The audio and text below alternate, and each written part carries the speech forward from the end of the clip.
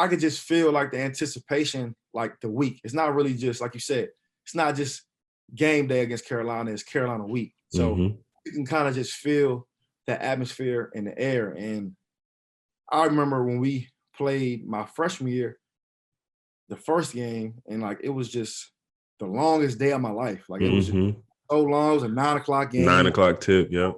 So we had a walkthrough, and like the bus ride over there was just, it just felt everything was just a long wait. When I got in there, we get booed and stuff. It was just something that, you know, I'd never been a part of. And obviously that was probably one of the crazier games in the rivalry, but it's just something about the rivalry that's just everybody takes pride in it. Yeah. Had you been to one before you got to Duke? Like, did you come on a visit to see any of them? No. So your first experience was at Carolina as a freshman in the game. That's crazy. Because I came to one, I think. I came to the the Danny Green over Greg Paulus one. So that was not a great night for us. But I mean, you know, the atmosphere was crazy. We were actually we were behind the bench, but we were you know, up against the wall. So, you know, we had to stand, you know, you had to stand the whole game. Which wasn't super fun, but it was like, shoot, I'm here watching Duke Carolina. It's not that big. Yeah, it's all good. So, you know, we all know you have a real good relationship with Nolan Smith, All-American, one of the best players to ever put on a Duke jersey.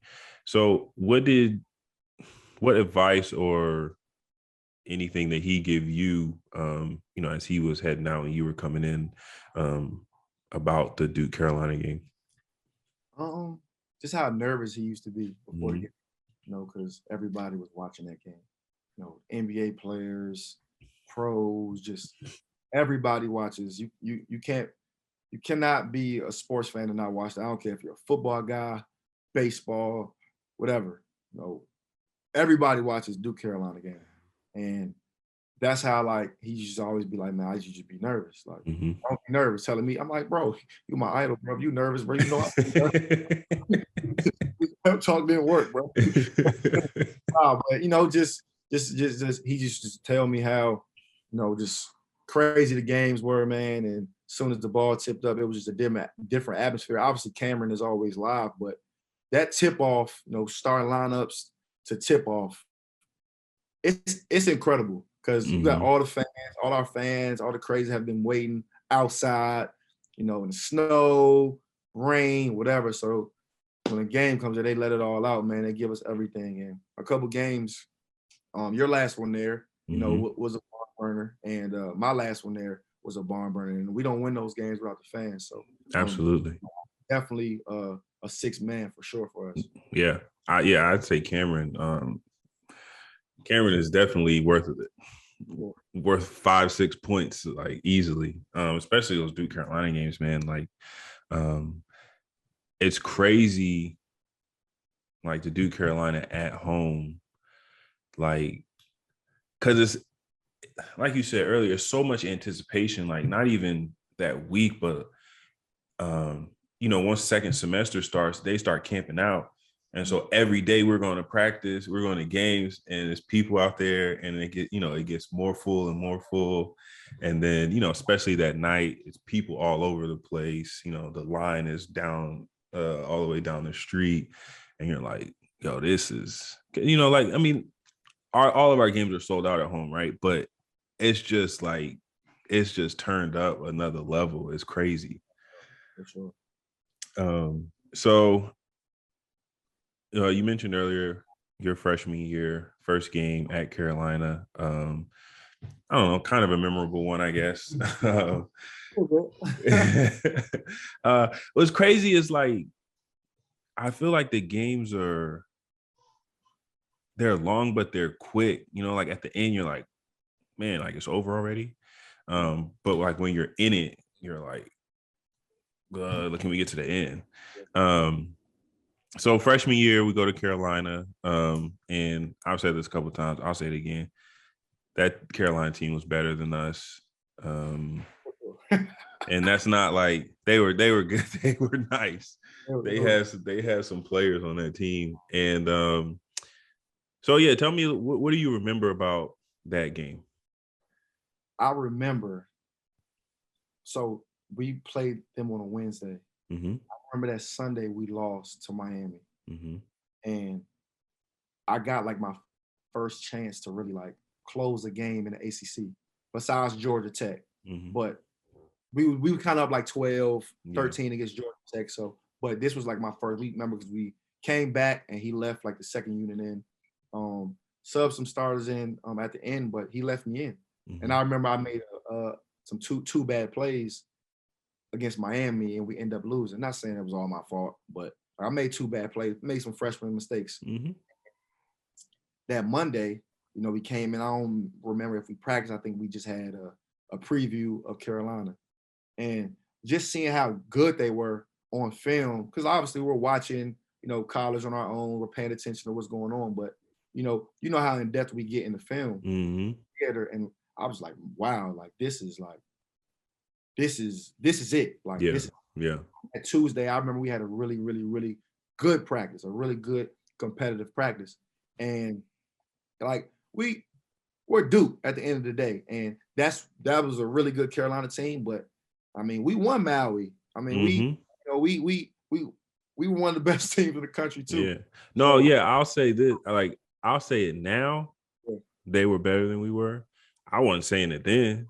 Right. No, you know, sure. Like, nah, we gonna go ahead and get this done. Even at the moment, like it felt good because obviously for me, looking like I'm a basketball, like, you know, I love, bro. I would watch basketball all day. So like, my freshman year, I kind of was still like, I used to be I'm still in all Coach K, but like when he used to come around, like I would just be like fan mode still. Yeah. So, like my first time going to Carolina, and I was very outspoken and like coming up in my recruitment, like, man, I grew up a Carolina fan, like, you know, until Nolan went to Duke, like I was a Carolina guy because of Michael Jordan. Mm-hmm. So I had that aspect, and I remember on Tuesday we had a really, really, really good practice, and I think we came back because obviously it was a road game, but it was still like we kind of treated it like a home game. So that night at 9, we had our meeting and we had our milkshakes and everything. And we left the meeting like, yo, we're gonna win this game. Yeah. You know what I'm saying? Like I really remember that. Like I don't remember what coach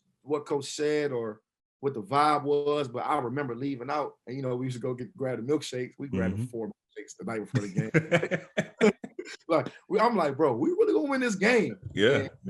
Not knowing how much I was gonna play, because obviously my minutes, went up and down that year, but I didn't care. Like I was just, man, I'm ready to play, and I got some dogs with me. Like, so it is what it is. Whoever's gonna be better tomorrow, and that was our mindset going into that game. And you know, it was up and down. We were the first half back and forth seesaw. Second half, they kind of, you know, established their dominance a little bit, and you know, we kind of stayed the course. They made a run late, crowd going crazy, and I promise you, bro, like that last like little segment, like when Tyler steals the ball, hits the 3, and Seth hits the crazy 3. Right? Like, bro, I really don't remember none of it. Like, no, I don't either. I actually had to watch it. I've been before we started, I had to watch like the Duke Blue Planet recap of it because I was like, what happened? Because it was so much, bro. Like, Ryan, Zeller tips it in. Like, the sequence is crazy because I think we were down 10 with like 2 minutes left. Tyler, who I just looked at the box score, he was like 0 for 5 at the time. He like pass fakes and steps back into a 3, knocks it down, and then Mason steals it. Cross court to Seth for a transition 3.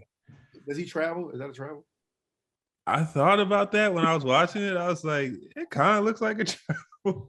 Hey, what I always say is, man, if they ain't call it, it ain't a travel. Call it cash. NBA ring. Yeah. So yeah, it was deep too. Seth knocks down a 3. I think maybe they get a free throw or something. So we get it back. Ryan like misses a 3 in the corner, gets it back. Yep. Shoots a bad shot. Like, and makes it. Yeah, it's like over 2 people. It's just like stuff was just it was weird. And then I think maybe they make for something. Ryan shoots that 3 from the wing, and Zeller tips it in, which was like, and you're just like, what is going on? Then they had to go look and see like what they was gonna call it. Yeah, yeah. Delay, like Yeah, that's right. So yeah, we're waiting, we're trying to see what's happening, and we're like, it's a 3, we're tied. We're tied. But they called it a 2. And then Zeller, well, we're down 1. I remember this. We're down 1. We foul. Either coach called the timeout before we foul or after. I don't know. Coach called the timeout at some point, and he calls 2 plays. He says, "Here's a play if we're down 3. Here's a play if we're down 2." Zeller comes down. He makes the first, misses the second. We get the rebound, so we're running play 2. And honestly, it was for Austin to drive, like to get to the. We're down 2. It's for him to get to the basket, get the switch, get downhill, and yeah, it was crazy. It's a ball screen. Mason rolls. I feel from the other side, and Seth's in the strong side corner, and I'm at top of the key now. I'm looking, and I'm like, honestly, I'm like, at this point, it's like 3 seconds. I'm like, don't pass me this stuff, like, cause I don't. I'm not ready for this. And then Seth's in the corner. You can see it from this angle. Seth is like, we're like, go, like you got to do something. So he pulls up, and I got like the best look at it, and I'm like, yo, that looks really good. And you know how that is. Like it's in slow motion. It takes forever, and you're watching it, and I'm like, that looks really good. And then it goes in, and then it's like a blackout for me. Like I just, I took off. I think Mason was so tired that he just celebrated on that end. Like I don't think he even ran to the dog pile. And then you come flying in. I think that's just one of like the funniest things to me is you come flying in, and like the dog pile has started, and you kind of look at the dog pile and you're like, nah, I'm not gonna jump in on that. And then that's where the student section is, where we had ended up dogpiling, and this is Quinn all in the student section. I had been planning that celebration that whole. I didn't know when I was going to do it. It worked out perfect. Oh yeah, it was great.